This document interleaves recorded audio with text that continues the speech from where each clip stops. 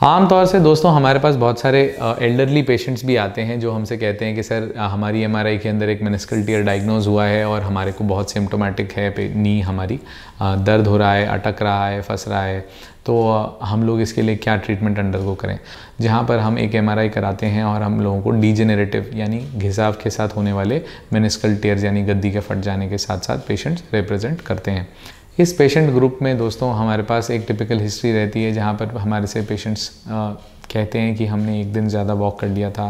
या एक दिन ज़्यादा फटीग हो गया है नी में, जिसके बाद भी हम चलते रहे, सीढ़ी चढ़ना उतरना हो गया उस दिन पे, और उसके बाद से सर ये किसी दिन टेढ़ा पैर रखा गया, अनइवन सरफेस से वॉक करते हुए हमें पेन आया, या हम सो करके उठे और हमने पैर रखा तो हम खड़े नहीं हो पा रहे थे। तो ये टिपिकल हिस्ट्री रहती है पेशेंट्स की, जहाँ पर हम एक्सपेक्ट करके चलते हैं कि अक्यूट ऑनसेट पेन यानी क्रॉनिक आर्थराइटिस के पेन के ऊपर एक अक्यूट एक्सरबेशन हो जाना यानी पेन का एकदम से बढ़ जाना हमारे सामने आता है। इन केसेस के अंदर दोस्तों जोड़ में जगह कम होने की वजह से आमतौर से मोड़ते या सीधा करते हुए कभी कभी गद्दी फंस के फट जाती है।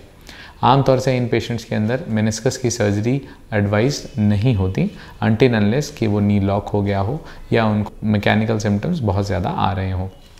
आपके ऑर्थोपेडिक स्पेशलिस्ट आपको इस चीज़ के लिए ज़्यादा गाइड कर पाएंगे after you undergo a physical examination with them, चाहे वो ग्रेड 3 वैरायटी के क्यों ना हो। हम लोग आमतौर से इन केसेस के लिए यूजुअली एक कंजर्वेटिव ट्रीटमेंट या रिजीम फॉलो करते हैं। इसके अंदर आमतौर से हम कहते हैं कि घुटने को कंप्लीट रेस्ट दिया जाए यूजिंग अ नी इमोबिलाइजर, एक पट्टा लगा दिया जाता है जिससे कि आपका घुटना मुड़ता नहीं है, स्ट्रेट रहता है, और आपसे एडवाइस किया जाता है कि 24 घंटे कुछ दिनों के लिए उस पट्टे को रेगुलरली इस्तेमाल करें ताकि उस गद्दी की सूजन कम हो जाए। इसके साथ साथ आपके डॉक्टर आपको कुछ दवाइयाँ एडवाइस करेंगे और आपसे कंप्लीट रेस्ट के लिए अनुरोध करेंगे। इसके साथ साथ कुछ मरीज़ों के अंदर देखा जाता है दोस्तों कि इन मेनिस्कल टियर्स के साथ साथ एक पेन के साथ स्वेलिंग एक कॉमन सिम्टम होता है। पेन और स्वेलिंग दोनों चीज़ें टाइम के साथ, रेस्ट के साथ, कंजर्वेटिव ट्रीटमेंट में यूजुअली सबसाइड हो जाती हैं। ये पेशेंट्स जो एल्डरली एज ग्रुप के रहते हैं, इनके अंदर गद्दी अगर साफ़ भी कर दी जाती है तो ऑस्टियोआर्थराइटिस के चलते ये गद्दी दोबारा भी कुछ भाग से फट सकती हैं। सो डीजेनरेटिव मेनिस्कल टियर्स का जो ट्रीटमेंट प्रोटोकॉल रहता है उसके अंदर सर्जरी बहुत ही एक